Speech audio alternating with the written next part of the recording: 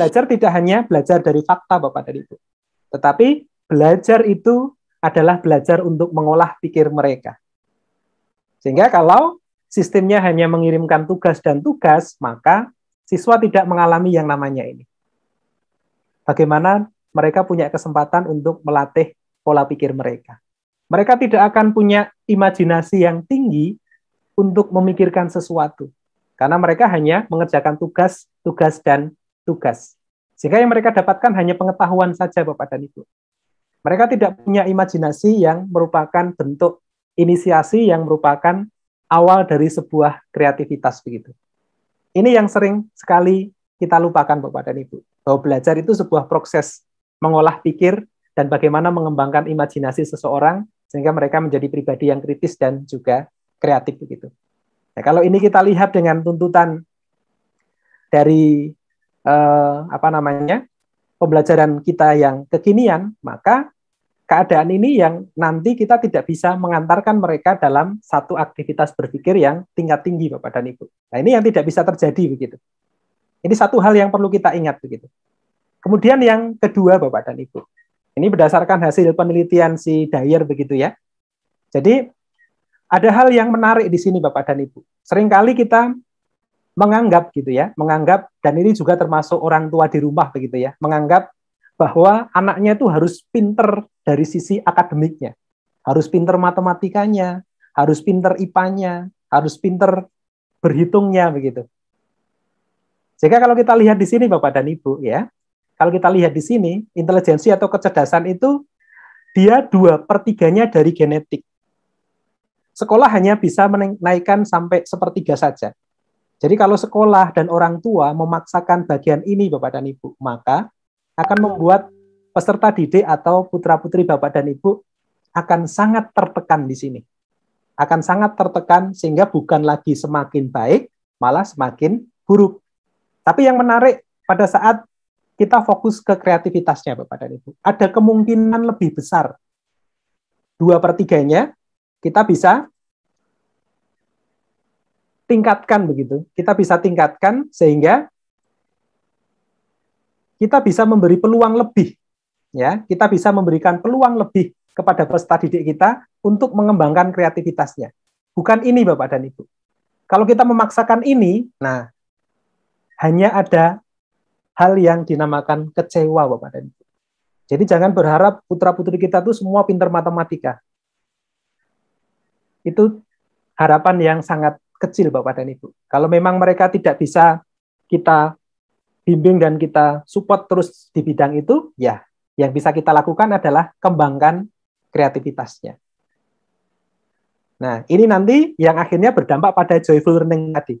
Usahakan mereka dalam posisi yang tidak tertekan. Usahakan mereka dalam kondisi yang tadi. Jangan dipaksakan bagian ininya. Dan jangan lupa juga Bapak dan Ibu, hasil penelitian yang dilakukan oleh Thomas Stanley begitu ya. Jadi boleh kita fokus pada kreativitasnya, tetapi ada 10 faktor utama juga yang penting. Nah inilah nanti Bapak dan Ibu yang kita lakukan dalam rangka menciptakan joyful learning tadi. Jadi tidak fokus pada kemampuan akademik yang memang mereka secara lahir memang sudah beda begitu. Tidak juga pada kreativitasnya, tetapi juga ada satu bagian yang namanya karakter, Bapak dan Ibu. Nah, ini nanti yang menjadi bagian untuk menciptakan joyful learning-nya. Ada bagian-bagian tertentu yang bisa kita sentuh nantinya. Jadi tidak hanya sekedar ini saja, begitu ya. Ini saja, tetapi juga ada 10 hal ini. Salah satunya adalah yang kaitannya dengan karakter. Kaitannya dengan integritas seseorang yang dapat menentukan seseorang itu bisa lebih berhasil dibandingkan dengan teman yang lain begitu. Nah, disinilah Bapak dan Ibu akhirnya ada satu ungkapan gitu ya. Ada satu ungkapan yang disampaikan oleh menteri kita begitu. Bahwa gelar tidak lagi menjadi sesuatu yang penting begitu. Artinya apa Bapak dan Ibu? Jangan fokus pada gelarnya, tetapi fokus pada kemampuan yang mereka miliki, termasuk karakter baik tadi. Makanya sekarang ada pelajar Pancasila dan sebagainya begitu. Jadi ini menjadi sesuatu yang perlu kita rubah paradigma kita Bapak dan Ibu. Baik dari guru dan juga teman-teman mahasiswa dan juga siswa ya. Jadi jangan lagi nanti kalian hanya fokus kepada bagaimana mendapatkan nilai yang baik begitu. Karena kalau kita lihat dari hasil penelitian yang ada, justru bagian yang membentuk karakter baik kalian itu lebih banyak menentukan keberhasilan kalian dan juga kreativitas kalian. Sehingga ini nanti yang harus dirubah paradigmanya ini. Mengajarnya juga tidak lagi harus ini, tetapi sudah mulai beranjak kepada bagaimana kreativitas dan juga karakter baik itu bisa ditumbuh kembangkan bagi peserta didik kita. Nah, sehingga ini yang harus dilakukan Bapak dan Ibu. Sekarang tidak hanya fokus di sini, begitu. Tidak fokus pada IQ-nya, intelijensinya saja, tetapi sudah mulai ke kecerdasan emosinya, begitu, dan juga kecerdasan spiritualnya. Nah, ini emosi, ini spiritualnya. Nah, disinilah nanti peran dari joyful learning-nya Bapak dan Ibu. Jadi tidak hanya disentuh pada intelijensi kemampuan akademiknya saja, tetapi emosi dan juga spiritualnya ini. Nah, disinilah nanti fungsi gereja di sini.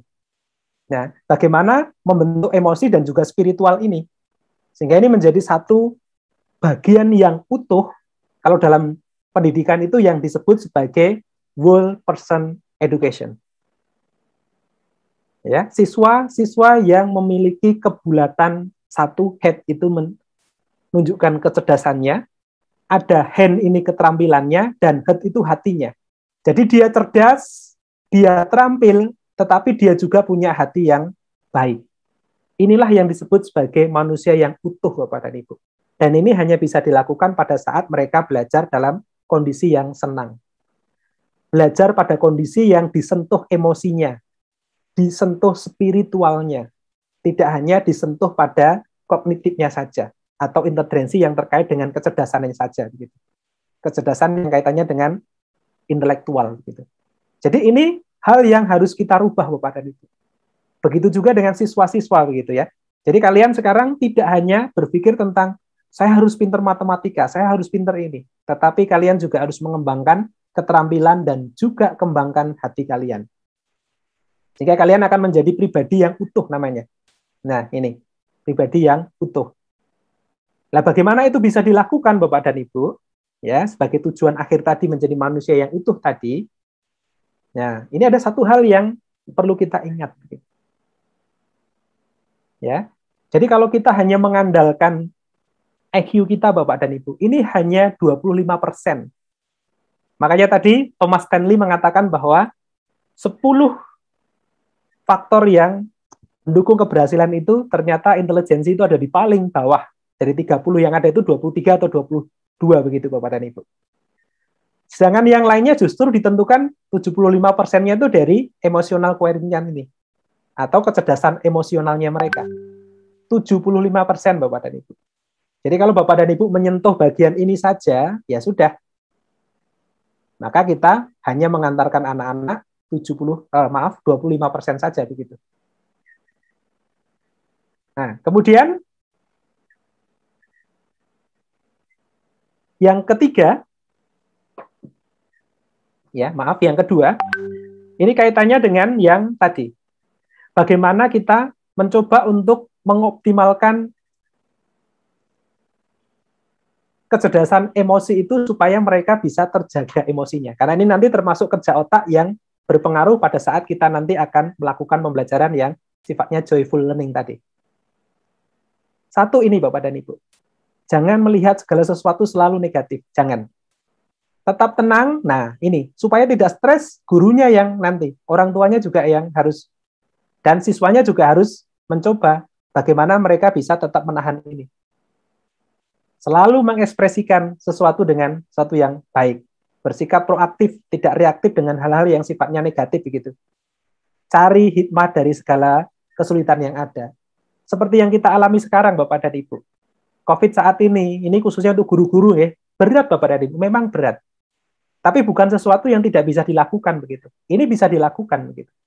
Sehingga bagaimana nanti kita membuat kecerdasan emosi ini betul-betul bisa kita jaga, sehingga peserta didik kita tetap bisa kita fasilitasi belajar secara baik begitu. Begitu juga dengan siswa, jangan terus menunggu gurunya. Kalian juga harus belajar untuk mencoba mengembangkan kecerdasan emosi ini supaya kalian menjadi pribadi-pribadi yang utuh tadi begitu. Baik mahasiswa maupun yang siswa ya. Oke.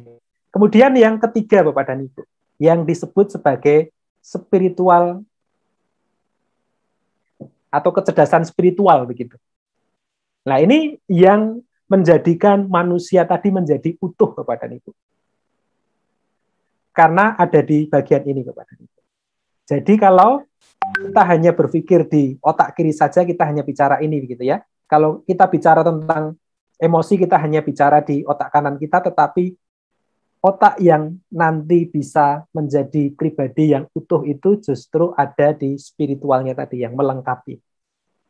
Jadi untuk anak-anak semua, mahasiswa dan juga siswa, gitu ya, sepinter apapun kalian, gitu ya, sepinter apapun kalian, sepinter apapun kalian mencari teman dan mencari relasi, kalau tidak ada di sini, nah, nol juga.